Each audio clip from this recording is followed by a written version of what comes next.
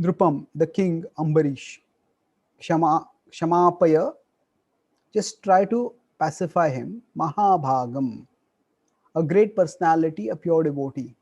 Tataha, thereafter. Shantihi, peace. Bhavishyati, there will be. Translation and purport by His Divine Grace, A.C. Bhaktivedanta Swami Srila Prabhupada. O best of the Brahmanas, you should therefore go immediately to King Ambarish, the son of Maharaj Nabhag. I wish you all good fortune. If you can satisfy Maharaj Ambarish, then there will be peace for you. In this regard, Madhamuni quotes from the Garud Purana, Brahma Dibhakti Kotyam Shad Amsho Naivam Varikshake Naivanyas Chakrasyapi Tathapi Haririshwaraha Tatkalikopacheyatvat Tesham Yashas Adirat Brahmadayascha Tatkirtim Vyanjayamasruttamam mohanaya cha daityanam brahmade nindanaya cha anyartham cha swayam vishnur brahmadyascha nirashishah manishyeshu uttamatvacha tesham bhaktyadhibirgunai brahmader vishnu adhinatva ज्ञानपनाय च केवलम् दुर्वाससाश्च स्वयं रुद्रस् तथाप्य अन्यायम् उक्तवान् तस्यापि अनुग्रहार्थाय दर्पनाशार्थमेव च. The lesson to be derived from this narration concerning Maharaj Ambarish and Durvasa Muni is that all the demigods, including Lord Brahma and Lord Shiva, are under the control of Lord Vishnu. Therefore, when a Vaishnava is offended, the offender is punished by Vishnu, the Supreme Lord. No one can protect such a person, even Lord Brahma or Lord Shiva. Thus ends the Bhaktivedanta purport of the 9th canto, 4th chapter of the Srimad Bhagavatam, entitled Ambarish Maharaj offended by Durvasa Muni. So, let's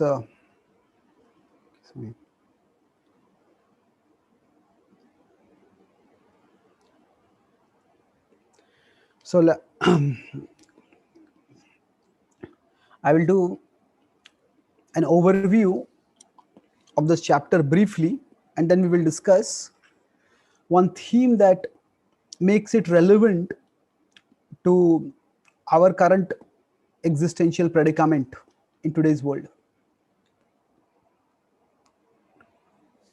So this has 71 verses, and we're coming to the end of it, this chapter.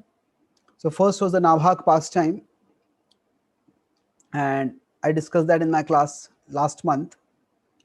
Then there is a description of the Ambarish Maharaj performing dharma as a duty as a king, and also bhakti as an expression of his heart. Then that is 13 to 28. Then 29 to 41 is Ambarish Maharaj performed a year-long Ekadashi Vrata. Then Durvasa Muni attacked Ambarish Maharaj and was attacked by Sudarshan in return. Sudarshan Chakra of the Lord. That's 42-48. 49 to 62 is Durvasa Muni sought help from Brahma, Shiva and Vishnu, progressively one after the other. And then finally, how the Lord glorified the devoted. So that means he glorifies Ambarish Maharaj, he glorifies in general devotees. And then he tells, when I am powerless to stop the Sudarshan Chakra, you have to go and take help from, seek forgiveness from Ambarish Maharaj. Shamaya Apya, as he said. Try to pacify him. Shamaya, try to pacify him.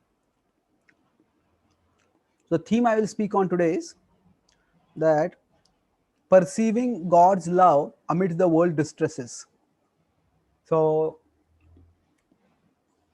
we'll talk about this from the perspective of Ambarish Maharaj, how he was devoted to the Lord, and yet this great distress came upon him that he was about to be killed for apparently no fault of his, or for a very minor fault.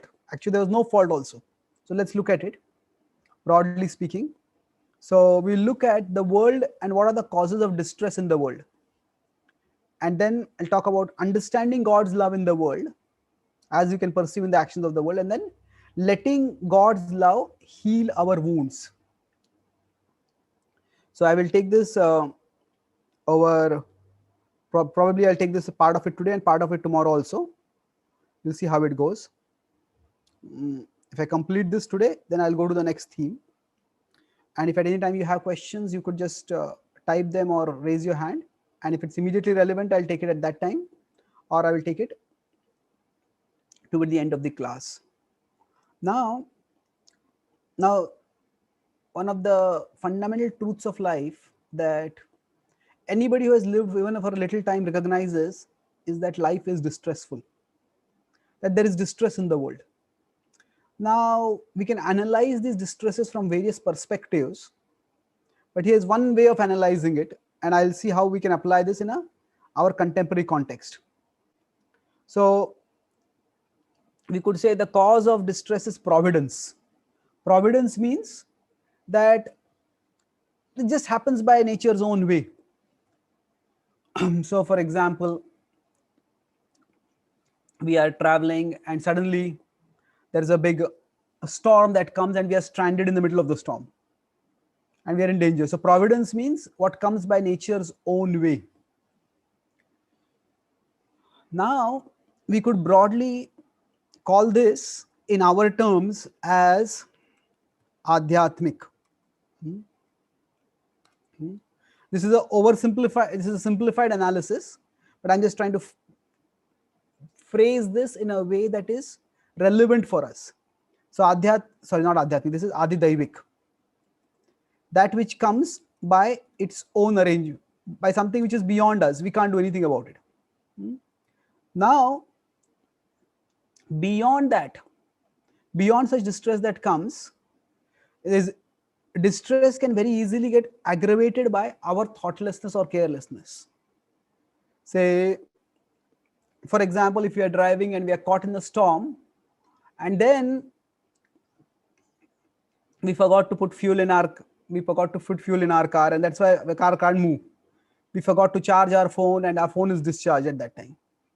So we are lost and we are stranded, and there's no way out for us. So this we can call as something which is like self-inflicted, adhyatmic, what we bring upon ourselves. As I said, this is a one way of analyzing this. Adhyatmic, adhibhautik, adidaivik can be analyzed in different ways also. But there is suffering that comes by nature's own way. But when it comes by nature's own way, if we are not careful, then it can become worse. So that our incompetence can make suffering worse. And then beyond that, there is malevolence. So malevolence means that we human beings are capable not only of making mistakes. So we could say this is broadly mistakes. So mistakes are something which we do unintentionally, accidentally, unknowingly. But we are also capable of misdeeds. Misdeeds means we do something which we know is wrong and we do it still because we want to gain something by that shortcut, and we feel that it's worth it, whatever is the problem that is going to come. So malevolence refers to the human capacity for evil, the human desire to profit from others' pain. So suppose we are stranded like that in a storm, and at that time some robbers, some hooligans, some bandits come over there, and they threaten us, they rob us, and they strip everything away from us. So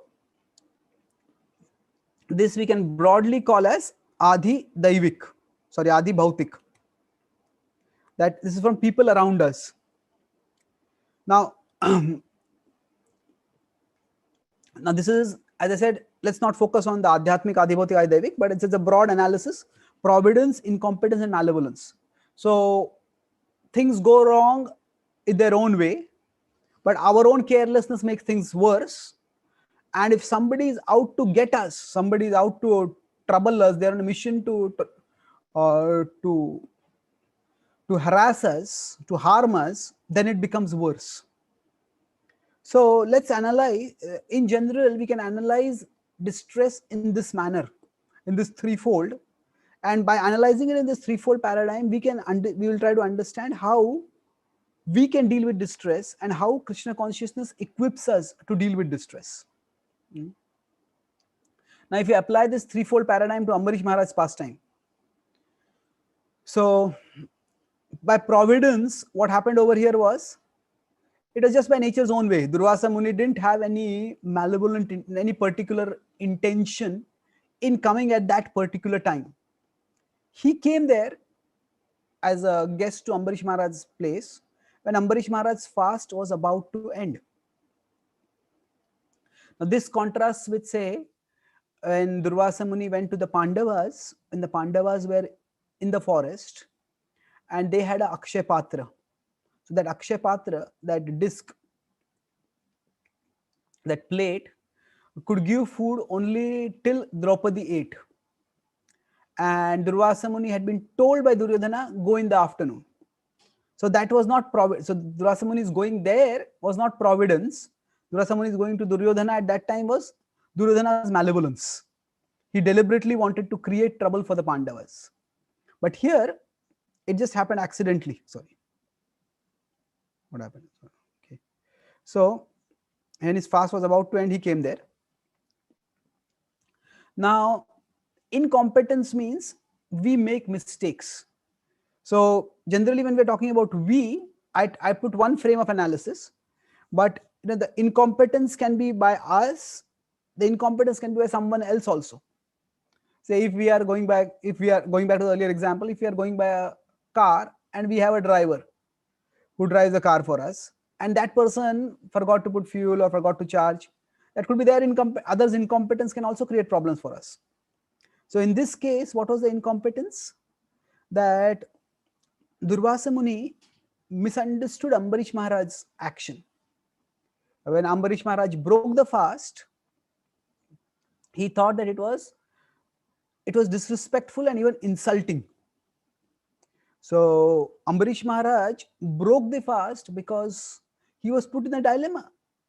He had to break the fast at a particular time for the benefit to come about after he had done a year-long austerity. And yet he didn't want to disrespect his guest and flout the etiquette that a host should not eat before the guest. So what could he do? He just took some water. So he resolved actually in an expert way, but his action was misunderstood by Ambarish Maharaj, by Durvasa Muni. And Durvasa Muni thought it not just disrespectful, he thought it an insulting action, an offensive action. So I'll explain this a little bit further. But overall, the point here is that we often think of as offensive something which may not be offensive. We take offense to others' actions based on how we ourselves are situated. So if somebody is very respect conscious, then they get offended even by small things. Let's come back to this point a little late about incompetence and malevolence. Later we'll come back to this. But let's first analyze the framework. So malevolence means that he made a mistake in judging. Okay, it was a mistake of judgment. But instead of clarifying, why did he eat like this? He presumed it was because he was disrespectful. And based on that presumption, what did he do? He decided that Ambarish Maharaj deserves to be killed. And he abused his power to create this demon, create this fierce, mystical, demoniac kind of being, which is meant to destroy Ambarish Maharaj. Now, if we consider in this situation, of course, by the Lord's mercy, the Sudarshan Chakra intervened and protected Ambarish Maharaj. But the point is that this was a suddenly the situation escalated to become not just dangerous, but not just difficult, but even we could say devastating. So what exactly happened over here? How did things become so bad? Sorry. So if we consider this now, if we consider the incompetence, I'm just expanding on these points. So if we consider the incompetence part, let's go before this to the, say, the providence part. Generally speaking, in life, all of us face difficulties. And when we face difficulties, at that time, the important thing is to recognize that none of us are immune from the world's problems. That the world is like a forest fire, as Prabhupada would often quote, and he would say that, oh, okay, the screen has gone off, sorry. So let's look at these points one by one. Providence. Prabhupada said the world is like a forest fire. Now, the idea of a forest fire, our world's problems are like forest fires. Nobody goes to set a fire, but a fire suddenly comes up. And generally, when something goes wrong, things will always go, things will sooner or later go wrong.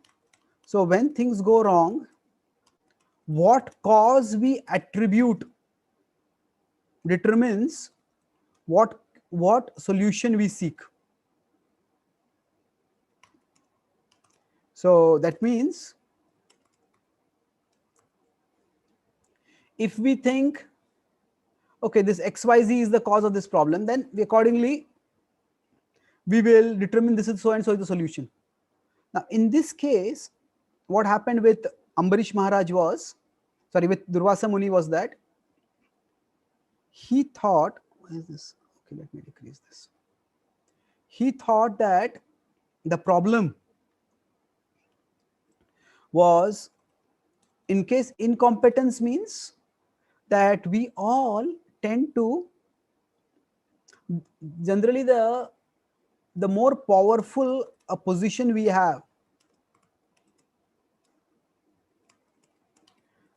the more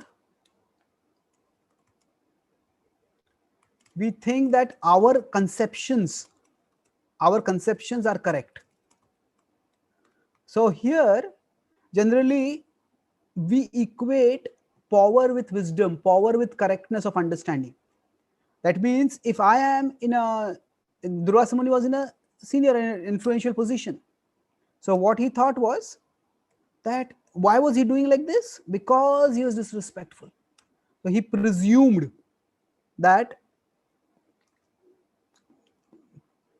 his action, the Ambarish Maharaj's action, was because of an attitude of disrespect. Now, in precisely this may not apply to Durvasa Muni, but in general, what happens is that through this pastime, one theme is being taught, that how a jnani or a sage, Durvasa Muni here represents not a devotee, but a sage who is more of a jnani or a yogi. Basically, he is renounced, but he is not exactly a devotee. He knows about Vishnu, he knows about devotion to Vishnu, but his path is more a path of austerity. And Ambarish Maharaj represents a devotee. So what the Bhagavatam overall is saying is showing how Bhakti is the supermost path, and how exponents of other paths, no matter how exalted they may be, they will fall short. So what happens is there is no sufficient higher taste. And in this case, what is the higher taste? The higher taste is inner security, inner satisfaction. And when there is no inner satisfaction, then what happens is one starts looking for outer prestige. So Durvasa Muni, okay, if somebody doesn't respect him, what is the big deal? Okay, somebody didn't respect us. Why make such a big scene out of it? So in general, we are all pleasure seeking creatures, and we need pleasure somewhere. So somebody who has rejected the, we could say, the gross creature pleasures of life, the grosser pleasures of life, often they seek, so, misdirected search for pleasure. So what happened with him, broadly speaking, was that everybody wants some kind of pleasure, some kind of happiness. Nobody can live without that. So generally, people who get offended by things, we can look at ourselves also. When we get angry with someone, it is usually not just because of what they have done, but also because of what has happened in our life. Now, we are sometimes, when we are irritable already, when not just get angry with someone, when we just get enraged with someone, that means it's far a severe level of anger. It's because we are already dissatisfied with something, dissatisfied or annoyed or something like that. So that results in some action becoming just a trigger for the explosion. So those who don't respect themselves are most angry when others don't respect them. This is one of the paradoxes of human nature, that if a person is well situated in their self identity, in their self understanding, then okay, if someone respects me, somebody doesn't respect me, it doesn't matter so much.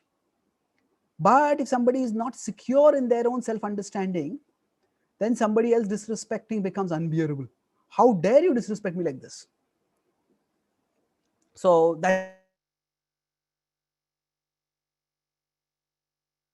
we see this small provocation leading to a large explosion. And it's fascinating, the human mind has a, sorry, where is it? Excuse me.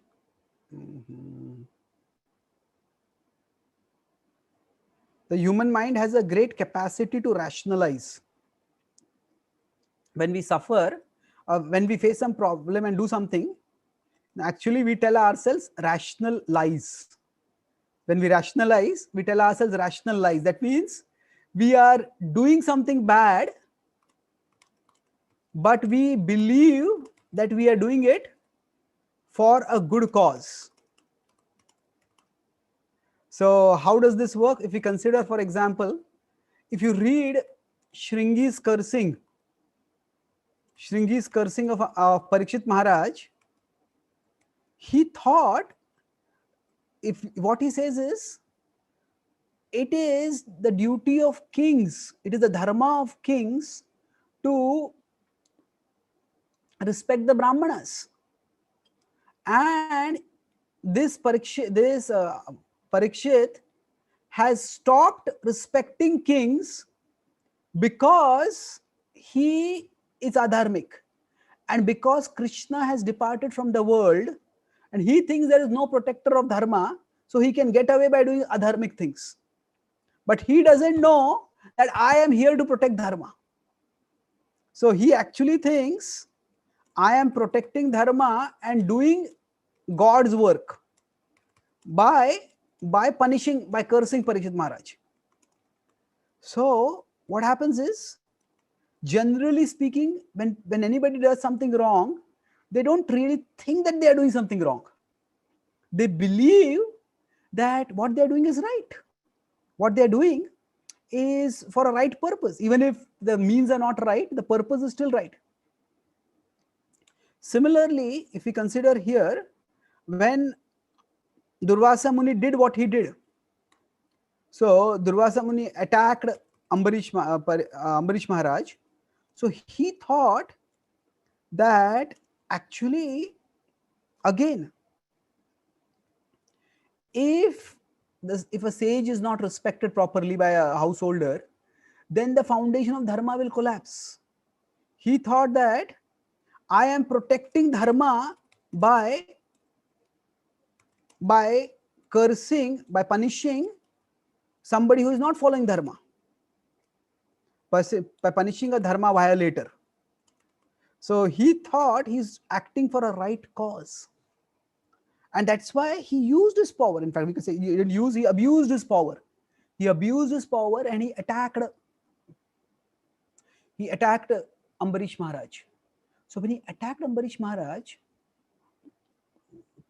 in general, for all of us, what happens is that here we see now Durvasa Muni was not a bad person. He's a sage. He's not an evil person. But the action that he did was a terrible action. So what happens is, for many of us, incompetence can very easily degenerate to malevolence. That means we misunderstand things, and then once we misunderstand some situation, then what happens is immediately we start using or abusing our power to set it right. So malevolence is wanting to harm someone, incompetence is just getting things wrong.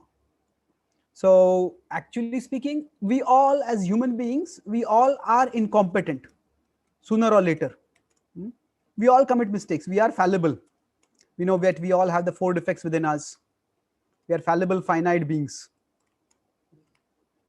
But what happens is, this is something intrinsic within us, that we all will commit mistakes sometimes or other. But from mistakes to misdeeds, that is a journey that can and should be avoided. So when does mistake leads to misdeeds? That is, broadly speaking, when we have power and when we abuse power.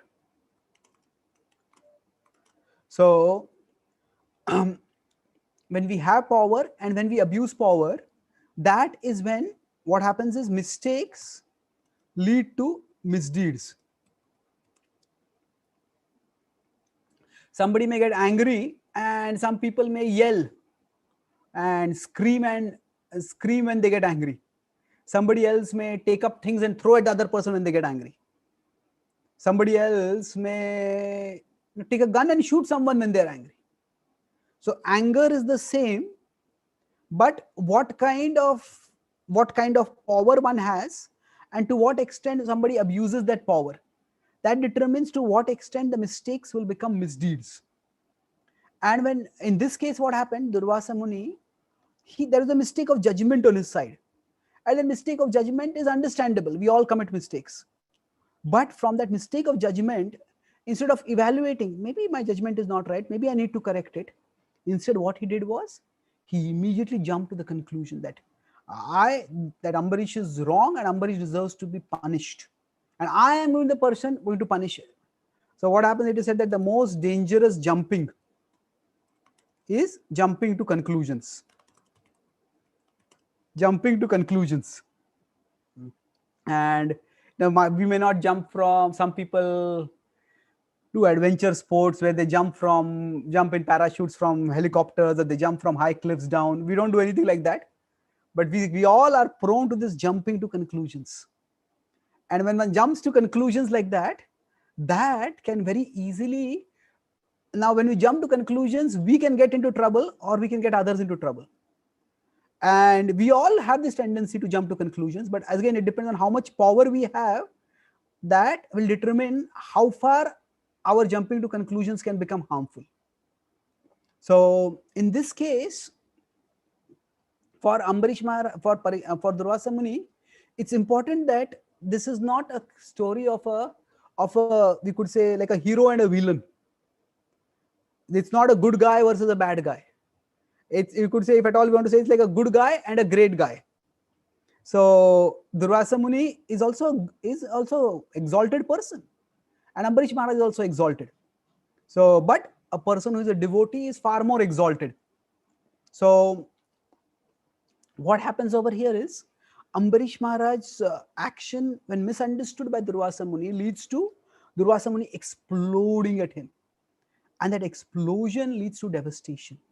So of course, now we know that there is a principle of karma, and by the principle of karma, sometimes our actions come back to hit us immediately. Sometimes our actions may come back and hit us after some time. So different through.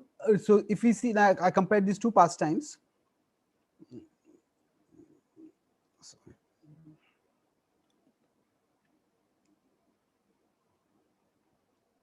So in different pastimes, so if you consider, consequences come at different times or in different ways. I told the earlier pastime of, say, Shringi. Now there is no mention of Shringi having any consequences, but because the point of that pastime is different. The point of that Shringi's curse, the point over there is to demonstrate Parikshit Maharaj's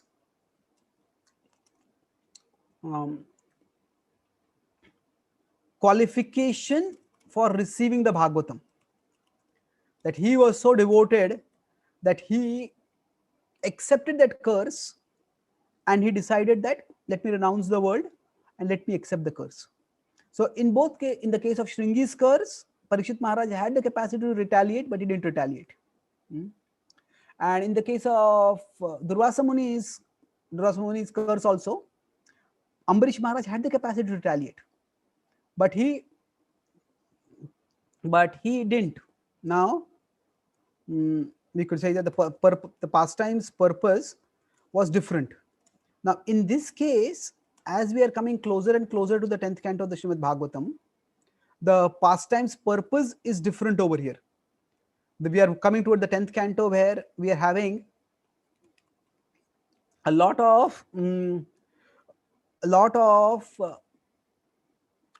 more intimate picture of Krishna, of the Lord and his love being demonstrated. So here the power of devotee, of devotion, and the Lord's love for his devotee, that is what is being demonstrated over here. So in this, so there is no mention of Shringi getting any consequences for his actions, but in the case of Durvasa Muni, when he curses, the consequence comes back upon him. And what is the consequence? There is this Lord Sudarshan Chakra that appears. Sudarshan Chakra just effortlessly destroys the demoniac being that Durvasa Muni has created, and it doesn't stop there. Rather, that same demoniac, that same Sudarshan Chakra now starts attacking Ambarish Maharaj, attacking Ambarish Maharaj's attacker, that is Durvasa Muni. And as he's being attacked like this, Durvasa Muni has to flee. He's just completely powerless, he's completely overwhelmed. What can I do? How can I save myself from this situation? And as he's watching the situation, he's trying various means. So when we come to this particular pastime, we have come to a place where Durvasa Muni has traveled the whole universe, and he has sought help from Brahma, he has sought help from Shiva, he has sought help from Vishnu, and they all have said, we can't help you. We can't help you. That you, and finally, it is Vishnu, Brahma and Shiva say that we can't help you because it's Vishnu's weapon. So then he goes to Lord Vishnu, and Vishnu says, even I can't help you. That you have to go and seek forgiveness from Ambarish Maharaj itself. So I'll discuss that theme of how the Lord comes to the rescue of Ambarish Maharaj in tomorrow's session. But this threefold paradigm, or this threefold aspect of providence, incompetence, and malevolence, let's consider how we can apply it in our situation today. Now we could place ourselves in the situation of Ambarish Maharaj, we could place ourselves in the situation of Durvasa Muni, whichever way we want to look at it. But if we consider, the whole world now is afflicted by the pandemic. To some extent, things are decreasing, but things things seem to worsen again, decrease. It's still very much there with us. So if you consider the demon of the COVID pandemic that is attacking us, so if you consider this providence, incompetence, and malevolence, how does this apply to the suffering that we are facing? So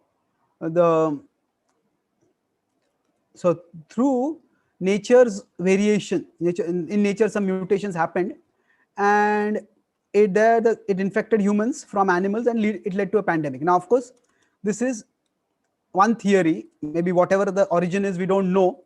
But basically, we could say at this stage, let's presume that there was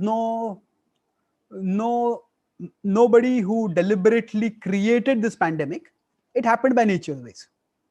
So through mutations in the beings, through bats or whatever channel, the disease just came and it spread all over the world. But there is providence, which by providence the suffering came upon us, but by incompetence the suffering, the problem became worse. So wherever the problem originated, if there had been better precautions taken care of that individually or by that country, then things could have been kept somewhat more in control.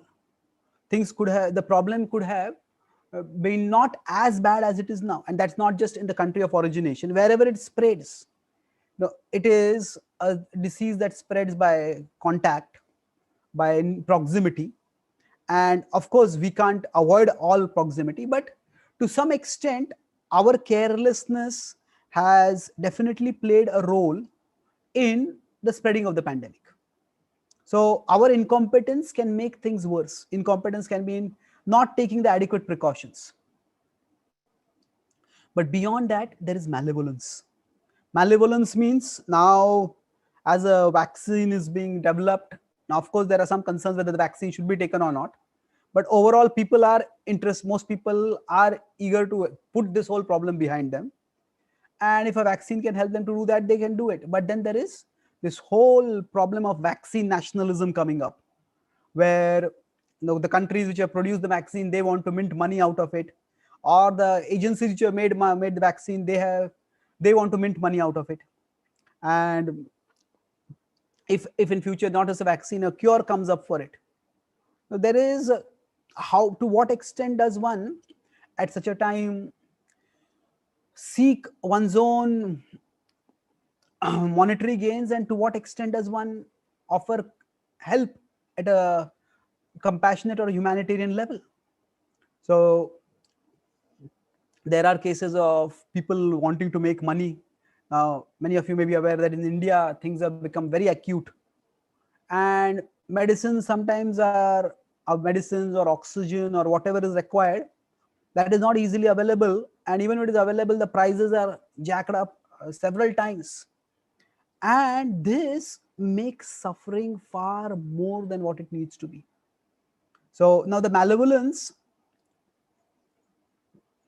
can be not just in terms of some evil people. See, the Bhagavatam offers us nuanced analysis. As I said, it's not that Durvasa Muni was a bad person. He was a good person, but he did a very bad thing. So what happens is, when provocation comes or when temptation comes, even good people can end up doing bad things. So when there is the situation of the opportunity to make it big, to make money, then even ordinary people who are not very unethical, they can also end up doing terrible things. Now we may say, I am not anyone among them. Yes, that is hopefully true. But we all can have malevolence not directed toward others. Sometimes it can be directed towards, it may not be explicit malevolence that is directed toward others, but Prabhupada says that not helping others in their spiritual quest, in their spiritual journey, or obstructing people in their spiritual journey is also a form of violence. So we cannot immediately control what Providence has brought in our lives, but we can avoid incompetence by by being cautious, by being careful at a material level, and actually we can counter malevolence through purification. So I'll talk about this in the next session, where we'll discuss both how this pastime goes forward and how Ambarish Maharaj is saved by the Lord's intervention, and how can we perceive Krishna's love in this situation, and how can Krishna consciousness help us to deal with providence, incompetence, and malevolence as it manifested in the pandemic that is gripping the world today. So I'll summarize what I spoke today. Broadly, I spoke today on this theme of perceiving the Lord's love amid the world's distresses. So started by talking about an overview of this chapter and how Ambarish Maharaj was threatened by Durvasa Muni and protected by the Lord. And we analyzed the distress that he was facing in terms of a threefold framework, that is providence. So problems come by nature's own way. Incompetence means our own actions make things worse. Like say a storm comes while we are driving, and then we forget to have adequate fuel or adequate charge in our phone and we're stranded. That's incompetence. And malevolence is somebody comes and tries to rob us at that time. So so understanding this threefold paradigm helps us to see how we can deal with problems and how our spirituality can help us to deal with problems also. So with respect to Durvasa Muni's the Ambarish Maharaj pastime, by providence, Durvasa Muni came at a time when Ambarish Maharaj was about to break his fast. And incompetence means he misunderstood that Durvasa Muni thought that Ambarish Maharaj is being disrespectful and insulting, whereas actually Ambarish Maharaj was just expertly resolving a dilemma. And then his malevolence was he tried to kill Ambarish Maharaj. So there, a major part of the class was how incompetence may lead to malevolence. That we all will make mistakes because we are finite, fallible beings. But from mistakes to misdeeds, how does that happen? When we have power which leads to arrogance. That means when we have power, we tend to presume that my understanding is the correct understanding. That we tend to jump, that most dangerous jumping is jumping to conclusions, as I said. But that's one thing. But when we have power and then we abuse that power. So the abusing of power was when Ambarish Maharaj was attacked by Durvasa Muni. And generally when we abuse power, we don't think we are abusing power. We rationalize. So rationalize is tell rational lies. So both Shringi and Durvasa Muni thought that they are actually, even if what they are doing is excessive, but they are doing it for a good purpose. That was what they were thinking. They think they are protecting dharma. So similarly, we all may degenerate from incompetence toward malevolence. So we talked about how in the COVID pandemic that is spread all over the world, we are also seeing this suffering in this threefold paradigm of providence, incompetence, and malevolence. Now, how by Krishna consciousness we can make sense and then address the distress that we are facing, we'll discuss in tomorrow's session. Thank you very much. Hare Krishna. Do we have any time for questions? Yes, bro. We have comments. Time. As long as we have time, yes, bro. So devotees, please feel free to unmute yourself to ask any questions or comments. Hare Krishna, Chaitanya, Charan Prabhu. Hare Krishna, Prabhu. Good to see you. Dandavat Pranams, good to see you. Good to see you also, Charan Prabhu. A couple comments and reflections. So one, Durvasa Muni was powerful enough to actually go to Vaikuntha. Most yogis are not able to go to Vaikuntha to seek shelter of Lord Vishnu and to personally see him. So could you speak on that, please? Okay. Good question. See, there are broadly two things over here. As I said, when the Bhagavatam teaches certain lessons, it talks about very powerful characters who sometimes do wrong things. So for example, we have Brahma Vimohan Leela, or we have Indra getting into trouble or doing bad things, like in Govardhan Leela. So when the Bhagavatam talks about characters doing wrong things, it doesn't just talk about ordinary characters. It talks about extraordinarily powerful characters going wrong. For example, we have King Bharat, who was very young and very renounced despite being young, and still he got deviated because of a deer. So in general, when the Bhagavatam is trying to teach a particular lesson, each of these pastimes is talking about a particular lesson of how, say, how the power of temptation is there, or whatever is the particular lesson is there. It talks about extraordinary characters. So if we consider Durvasa Muni embodying or representing a spiritualist who is not on a path, or not on a devotional path exactly, so then he is extraordinarily powerful enough that he can even go to Vaikuntha. So now, going to Vaikuntha, what does it exactly mean? Now some commentators say that he doesn't actually enter Vaikuntha. He comes to the doors of Vaikuntha, and Lord Vishnu sees him, and Lord Vishnu interacts with him from there. But there is no specific reference to that directly in the Bhagavatam story. So even if we put that aside, he certainly is able to reach Vishnu and communicate with Vishnu in Vaikuntha, whether it is exactly inside or outside. The point is that going to Vaikuntha is not just a matter of physical relocation. It is more a matter of redirection of the heart. So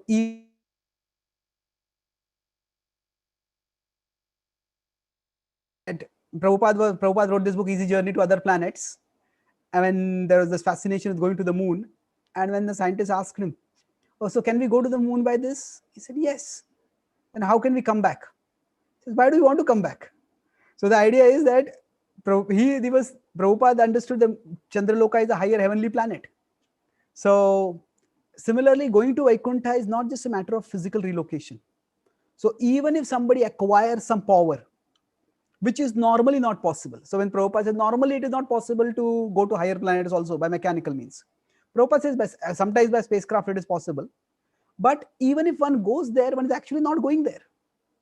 Because what is happening is, he's not experiencing the joy of Vaikuntha. He's not experiencing the prema, the love for the Lord that is characterizing Vaikuntha. So he is not in Vaikuntha consciousness. Because Vaikuntha consciousness is, how can I serve you, O Lord? But we can say the opposite of Vaikuntha, the material consciousness can be there even in religion. So it's material religiosity. That religiosity is, God, what can you do for me? Or do this for me. So now people may seek God's intervention by various means. Normally we might just pray where we are. We might go to a temple and pray. We might do some austerities and offer some sacrifices as a means of appeasing the Lord. Somebody might even be able to go directly to the abode of the Lord. But the mentality is not spiritual, it's not devotional. So because he doesn't have love for the Lord, he doesn't have a desire to serve the Lord. So even if by mystic powers, he's able to go to Vaikuntha, so that indicates the extent of his mystic powers. But even that level of mystic powers is not enough for him to counter the devotional power that comes to, that is there with Ambarish Maharaj. So that's the point of that story, or that point, that he was able to go even to Vaikuntha. Okay. Thank you. May I ask a follow-up, because I had two questions along the same strand? Yes, bro. If that's okay. So the follow-up is, does Shastra say how he changed his mentality after this pastime? Because these Munis live for millions of years, right? And he's having to live with the embarrassing consequence of this pastime being narrated in Srimad Bhagavatam for millions of years to come, and millions of people hearing this pastime and hearing about how he cursed a great devotee and was forced to suffer the consequences. Yes. So my understanding is, now as far Durvasa Muni is a character who occurs quite often in our scriptures. He is later there with Radharani. He comes to Radharani also, and Radharani serves him. And now, of course, from an external perspective, it is he blesses Radharani. Says, whatever you serve, whatever you cook will be like nectar. But in an actual sense, Radharani is blessing him just by her association. So if we consider in general, in the Bhagavatam's mood is that even when a sage does something wrong, that sage is not really persecuted or Shukracharya, for example, he gives advice to Bali Maharaj which is directly against Lord Vamanadev. Says, don't give him the kingdom. And then after that whole pastime, Lord Vamanadev straightforward would ask Shukracharya. He still is respectful to him and treats him as authority and says, what was wrong with Bali Maharaj's sacrifice? And it's interesting that Shukracharya gives a very devotional conclusion. He says that mantra tastantra chidram. But actually there was no glorification of the Lord. There was no chanting of the Lord's name. That's why this sacrifice was wrong. So he gives a devotional understanding, but that doesn't necessarily mean that he becomes a devotee thereafter. He still remains a guru of the demons. So he's in his position and he will evolve according to his position as it is appropriate. So generally the sages, we could say that they of course are special beings because they are in the Bhagavatam and they are also have in the universal dispensation, they have powerful positions. The Bhagavatam is not so much focusing on their spiritual trajectory. The Bhagavatam is giving us lessons for how we can progress in our spiritual trajectory. So yes, they will of course learn and they will grow, but how exactly they will grow, that is not the thrust of the Bhagavatam. So we have Ambarish, we have Parikshit Maharaj hearing, he's a king, and that's why he wants to become delivered, and so that's why most of the Bhagavatam is also about kings. So, and there are other characters who appear and disappear, and so just like in sometimes in a movie, there are some characters who are like villains or who unwittingly assist the villains or who do something wrong. Now you don't have a complete backstory or a subsequent story of those characters. So they are there. So in general, they will also learn and they will grow, but how fast that will be, that may depend on various factors, their own consciousness, the Lord's plan, and various things like that. So in general, we don't demonize or demean the sages. Is it embarrassing? Yes, we could say sometimes Indra's actions are quite embarrassing. But we see overall within the universal dispensation that Indra still goes back to a respectable position. And he is not just he regains the position, but he is respected thereafter. So it does seem that these indiscretions, they can be much more than indiscretions, but they are not held against those characters forever. We, while learning lessons within the Bhagavatam, we need to learn valuable lessons, but the overall, if somebody is in universal influential position in the universe, then others don't hold it against them for a long time. Okay. Thank you. Thank you, Prabhu. So thank you for your comments also, Andrea Mataji and also Himangi Mataji and Karthik Prabhu. So yes, we will continue in tomorrow's session and discuss about how Krishna consciousness can help us deal with the problems coming from Providence, Incompetence and Malevolence. Thank you very much. Grantraj Srimad Bhagavatam ki jai. Chaitanya Charan Prabhu Prabhupada ki ki jai. jai. Gaur Bhakta Vrinda ki jai. Jai Gaur Premanande. Hari Hari Bol. Hare Krishna. Prabhu, Hare Krishna.